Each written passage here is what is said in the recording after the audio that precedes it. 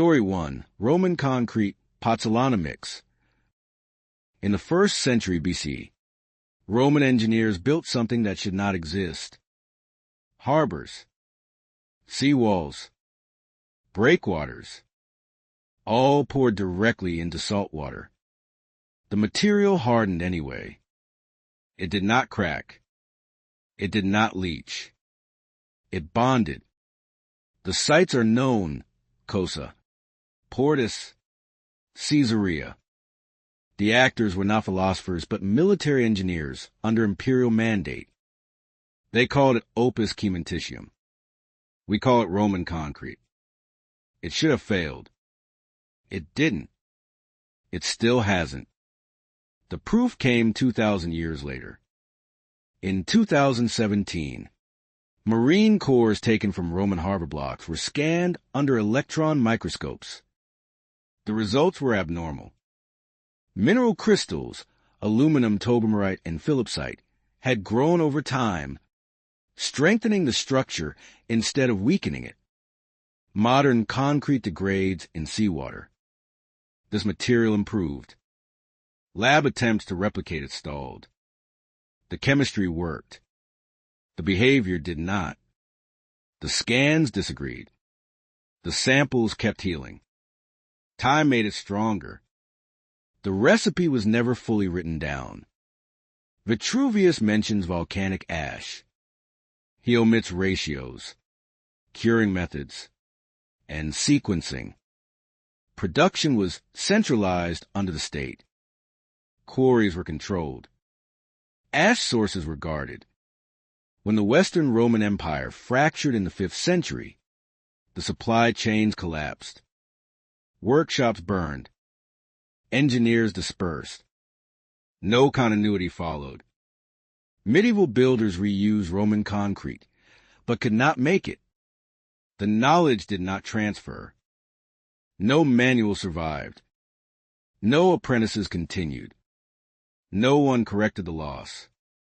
The cost was structural and human. Roman ports lasted centuries. Medieval and modern replacements required constant repair.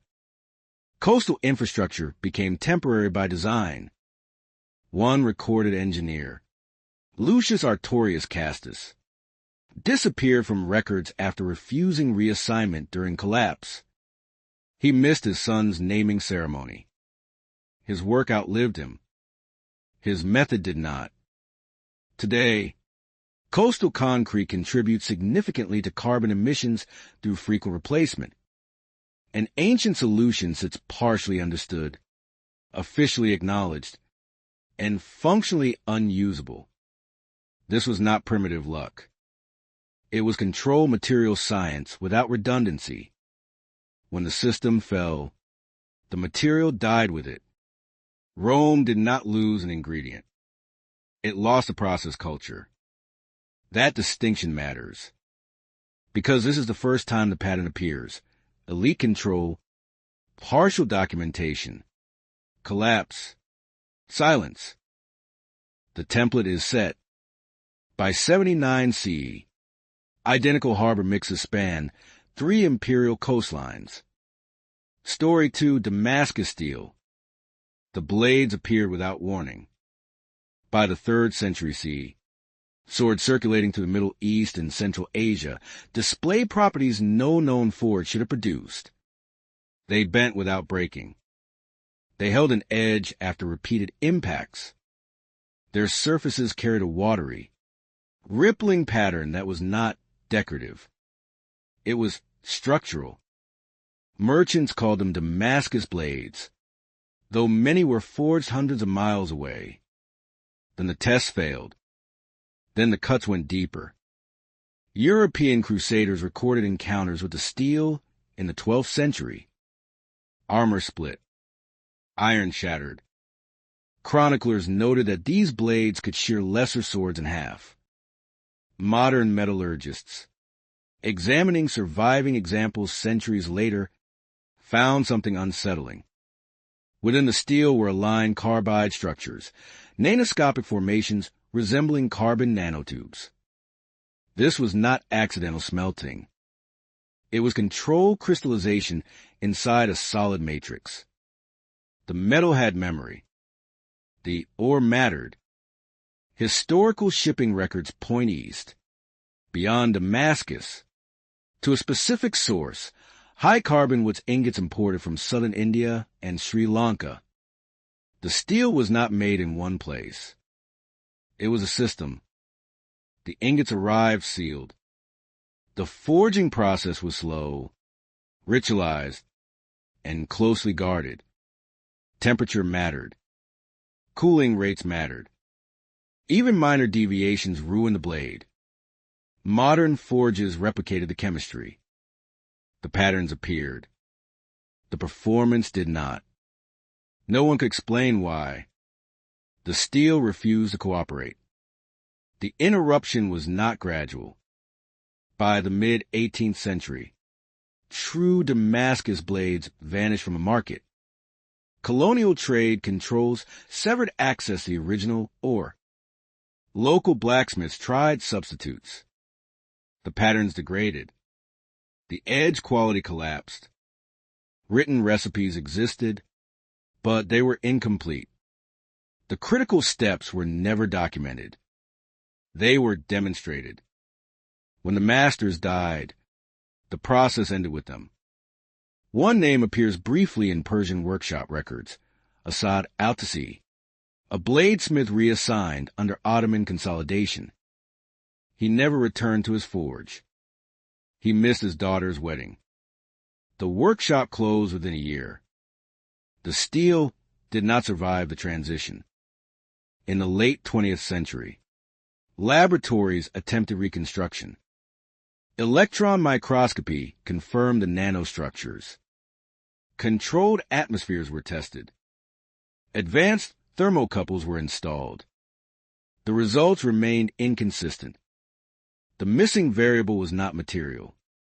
It was procedural. Something in the timing. Something in the sequence. Something never written down. There is a phrase repeated in fragmented trade notes and port records, almost dismissed as poetic shorthand, the Sri Lankan crucible. No dimensions.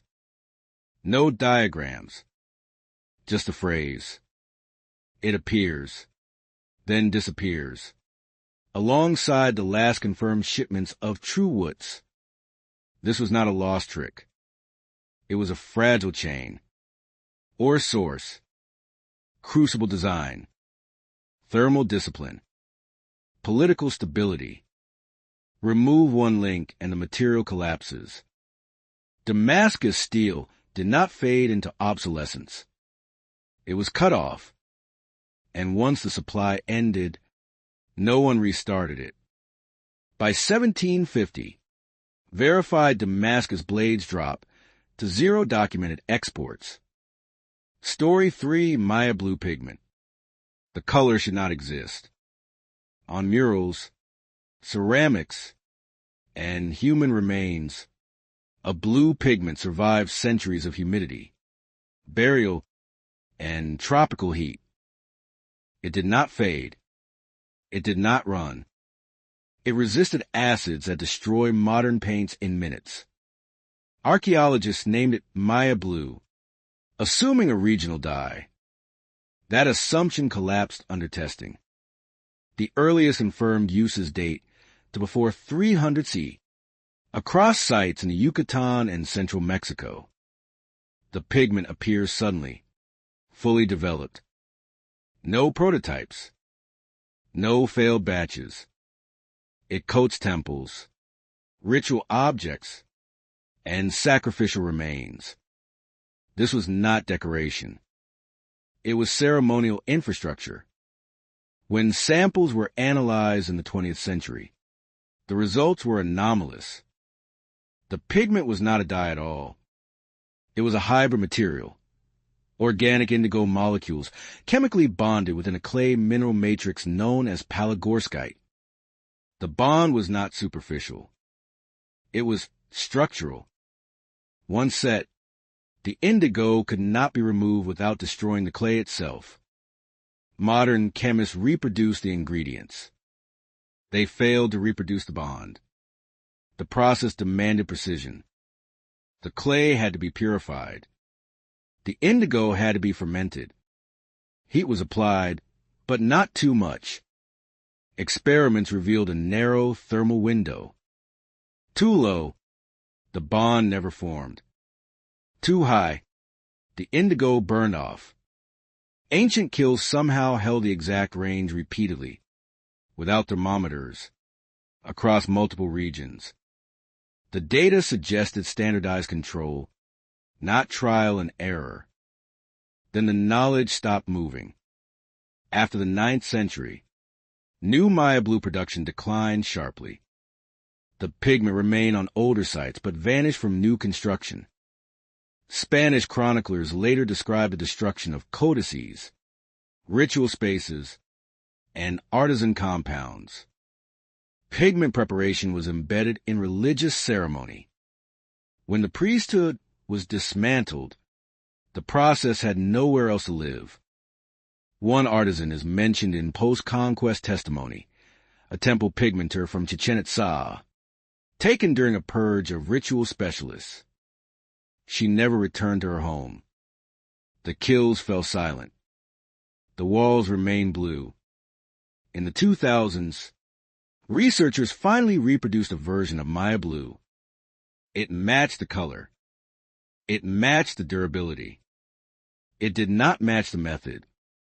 The ancient samples showed consistency across hundreds of kilometers. Modern replications varied batch to batch. Something in the original process stabilized the outcome. That stabilizer remains unidentified. An overlooked detail connects multiple sites. Kiln residues indicate near-identical firing temperatures, despite different builders and eras. The number repeats. Not approximately. Precisely. It suggests shared instruction, possibly centralized training. No manuals survive. No diagrams remain. The pigment endures. The process does not. And this is the third time the pattern holds. Sudden emergence. Controlled knowledge. Ritualized transmission. Abrupt collapse. If coincidence still explains this, the next case will strain that theory. By 900 CE, verified Maya blue production ceases across 5 major city-states. Story 4, Greek fire. It burned on water. That was the first problem. Naval records from the 7th century describe a weapon that ignored every known rule of combustion. Poured from siphons mounted on ships. The substance ignited on contact, clung to hulls, and intensified when doused. Seawater fed it. Panic followed. The weapon entered history during the Arab sieges of Constantinople. Byzantine fleets, outnumbered and outmaneuvered, deployed the fire at close range. Enemy ships erupted. Crews jumped overboard. The flames followed them. Contemporary observers could not identify the fuel. Neither can we. What survives is documentation without substance. Chronicles describe bronze pumps, pressurized tanks, and a liquid compound stored under seal. The effect is consistent across accounts. The composition is not. Modern reconstructions, naphtha, sulfur, quicklime, fail to replicate the behavior. Some ignite. None persist on water with the same intensity. The original mixture operated as a system, not a single ingredient. The secrecy was absolute. Greek fire was controlled directly by the imperial court. Production was restricted to a small corps of engineers sworn under penalty of death. No foreigner was allowed near the workshops. No written formulas circulated. Knowledge passed orally, master to apprentice, under surveillance. The weapon was not just military. It was political insurance. That control became its weakness. As dynasties shifted and bureaucracies thinned, the chain narrowed. By the 11th century, references to successful deployments declined. By the Fourth Crusade in 1204, Constantinople fell and the fire was absent. The workshops were sacked. The engineers scattered or killed. The substance was never recovered from storage. One court engineer, unnamed in the records, was reportedly blinded after refusing to demonstrate the weapon for a rival faction. He never saw his children again. The fire outlived his eyes. It did not outlive the empire. Later states tried to rebuild it. Islamic chemists documented incendiaries. Chinese formulas described fire lances and oil weapons. None matched the Byzantine effect. Even the delivery systems failed. Without the original compound, the machinery was useless. What matters is not that Greek fire was secret. Many weapons are. What matters is that it had no redundancy, no civilian use, no diffusion. When the court fell, the material died with it. This is escalation. Not a workshop loss. Not a trade disruption. A state-sealed technology erased in a single generation. And from here, the disappearances accelerate.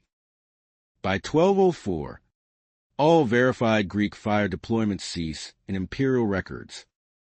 Story 5, Ulfbert Viking Steel.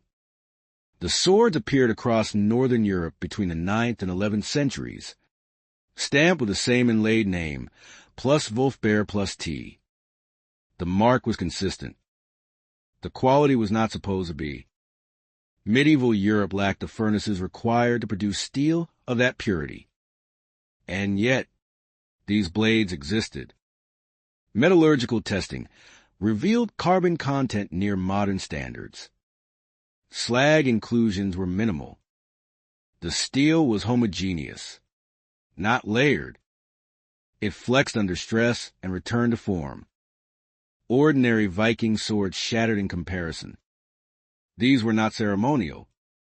They were field weapons, used, repaired, and used again. The distribution was narrow.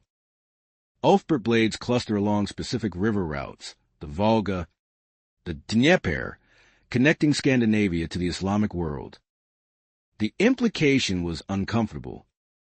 The steel did not originate in the north. It arrived as ingots, likely crucible steel from Persia or Central Asia, then finished by elite smiths who understood its limits, but not its creation. That route collapsed in the late 10th century. Political instability, trade restrictions, and shifting alliances severed access to the East. Almost immediately, the swords changed. Later blades with the same inscription show inferior metal, higher slag, brittle fractures. The name persisted. The material did not.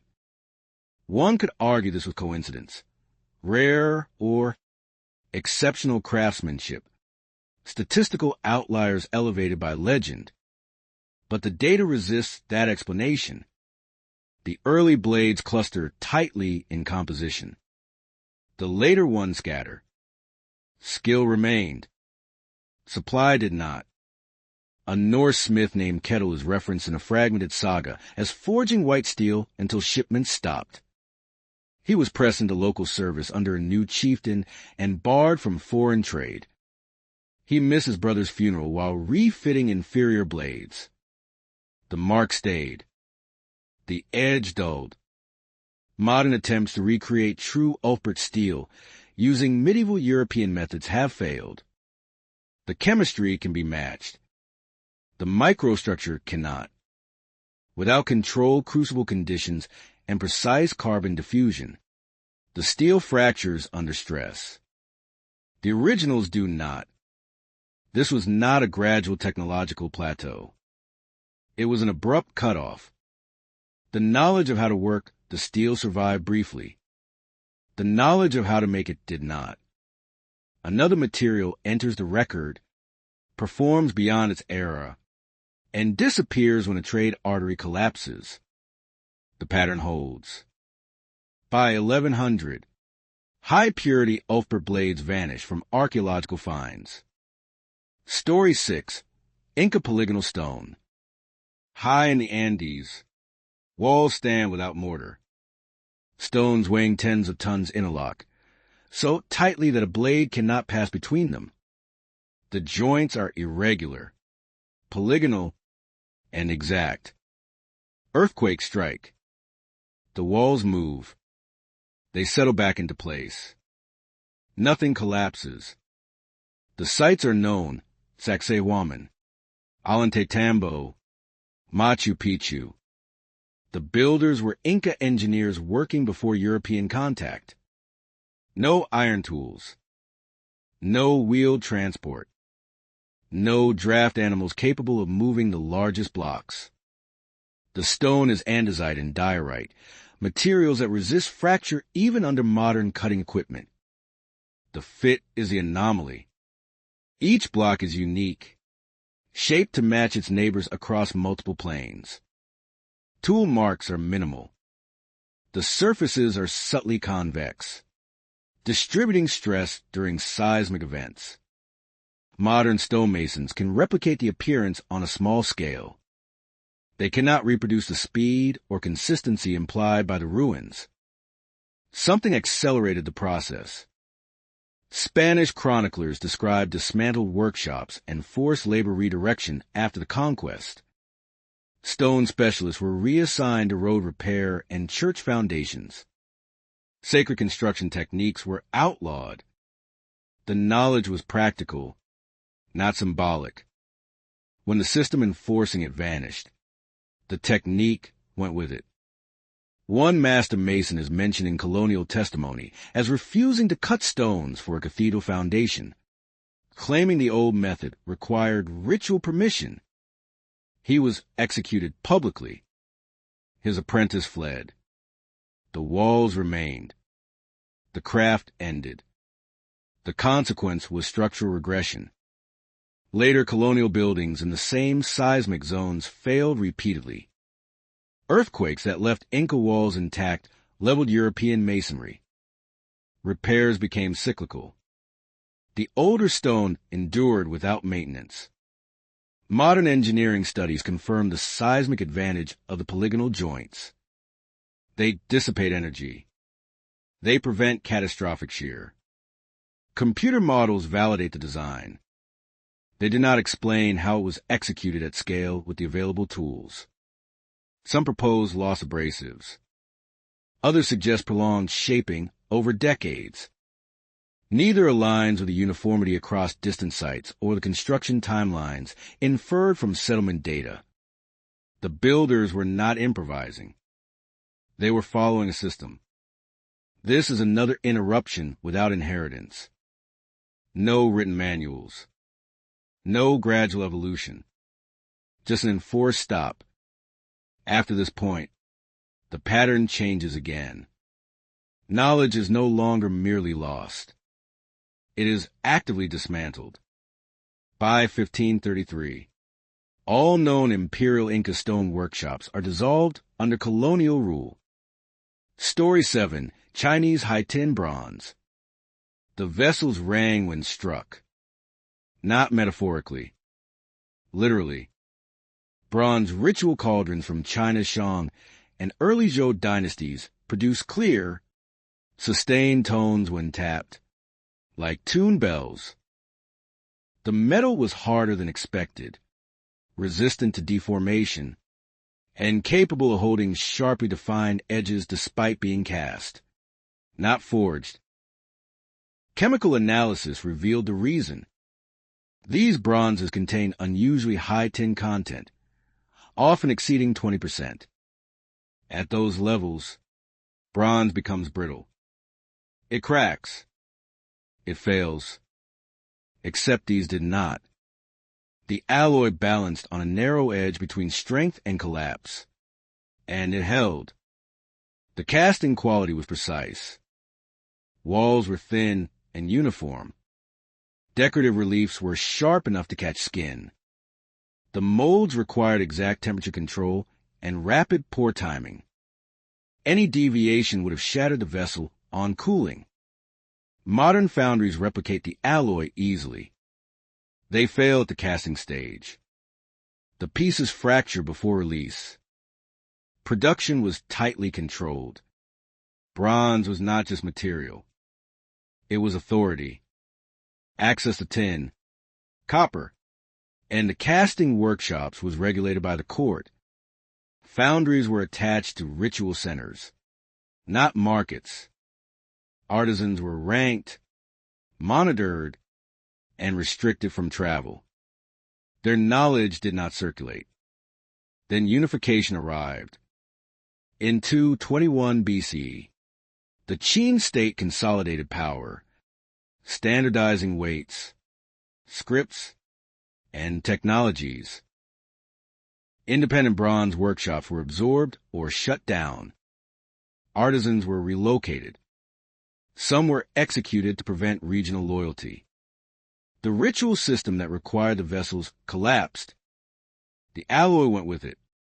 Records mention a family of casters from Anyang reassigned to weapon production under new oversight.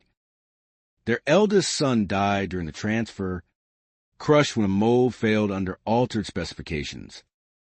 The family name disappears from inscriptions within a generation. Later dynasties produced bronze. They did not produce this bronze. Tin content dropped. Durability declined. Acoustic properties vanished. The ritual vessels became symbolic imitations of an earlier peak. Modern materials science confirms the anomaly. The alloy should fail. The casting should crack. Yet the originals remain intact after 3,000 years. Something in the process, cooling rate, mold composition, atmosphere, counteracted the brittleness. That variable is undocumented. This is no longer accidental loss. It is systemic centralization followed by erasure. When control tightened, resilience vanished. From here on, the pattern stops asking for permission. By 221 BCE, high-tin ritual bronze casting ceases outside state-control foundries. Story 8, Antikythera mechanism alloy. It should not have worked. A device recovered from a Roman-era shipwreck contained more than 30 interlocking gears, cut with precision tolerances measured in fractions of a millimeter. The date was fixed, around 100 BCE. The place, a cargo vessel off the Greek island of Antikythera. The implication was immediate and uncomfortable. This was not decorative machinery. It was computation. When the fragments were scanned in the early 2000s using X-ray tomography, the structure emerged. Differential gearing, predictive cycles, lunar anomalies encoded in metal. But the mechanism was only half the problem. The other half was the metal itself. The gears had survived 2,000 years underwater. Ordinary bronze should have warped, cracked, or fused into corrosion. This alloy did not. The teeth retained definition. Axles remained distinct.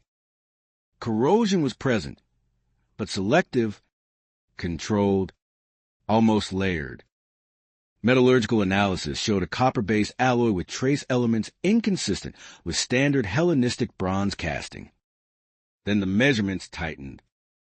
Then the margins vanished. The gear teeth were too fine for casual casting. They required consistent hardness across thin profiles. Too soft, they deform. Too brittle, they snap. Modern replicas can reproduce the design. They fail under sustained motion unless modern alloys are substituted. The ancient alloy balanced endurance and machinability in a way no known recipe from the period explains. Records offer silence. No manuals. No workshop notes. Just fragments of philosophical references to celestial spheres and turning knowledge. The device itself was likely built in a single location by a small group. It was not mass-produced. It was not taught widely. It was not meant to survive its creators.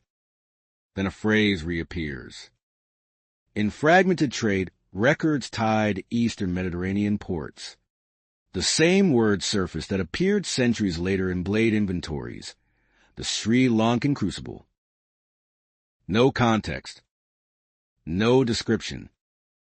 Just a phrase, attached to shipments of refined metal blanks. The dates align.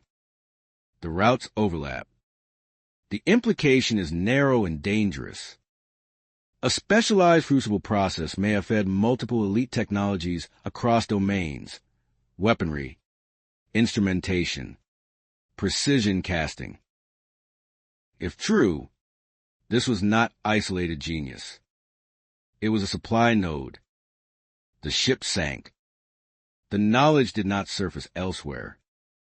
No successive devices appear in the archaeological record. The Roman world inherited the artifact. It did not inherit the process. By the time similar mechanical complexity reappears in Europe, more than a millennium has passed.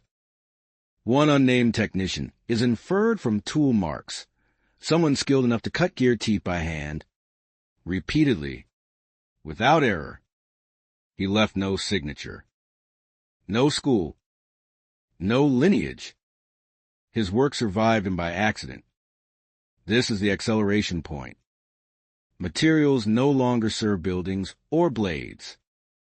They serve prediction. Time. The sky itself. And once again, the chain breaks at a single, critical junction. By 50 BC, no further precision gear alloys appear in the Mediterranean record. Story 9, Egyptian faience and early glass. The color was not painted on. It grew from the surface. Beads, tiles, and figurines from Egypt's Old and Middle Kingdom shimmer with a blue-green glaze that remains intact after 4,000 years. Sand, alkali, copper.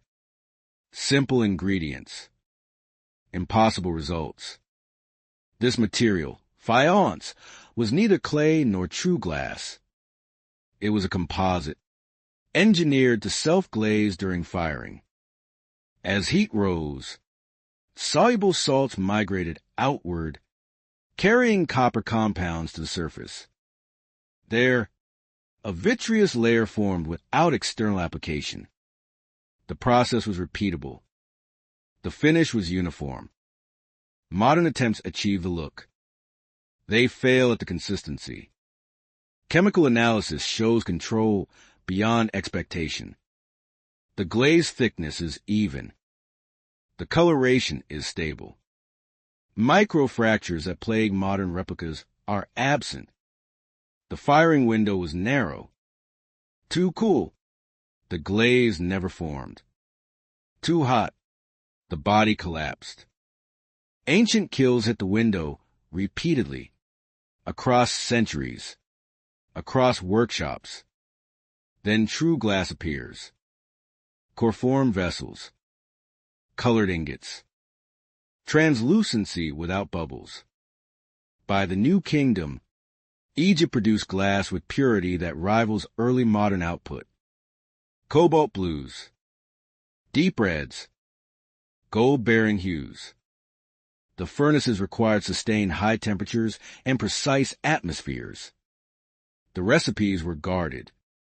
Glassmakers were attached to temples and palaces, not markets. When power shifted, the knowledge contracted. Foreign rule disrupted temple economies. Specialist workshops closed. Some glassmakers were relocated. Others vanished from records entirely. The techniques did not spread. They narrowed.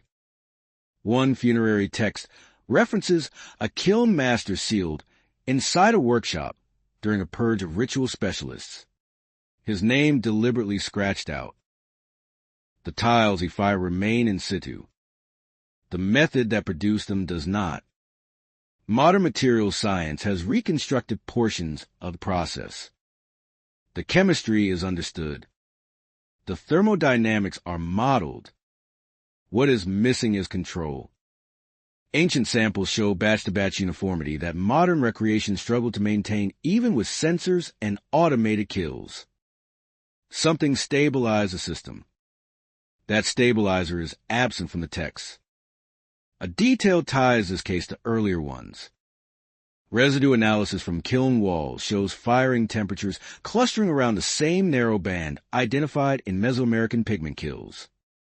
Different continents. Different cultures.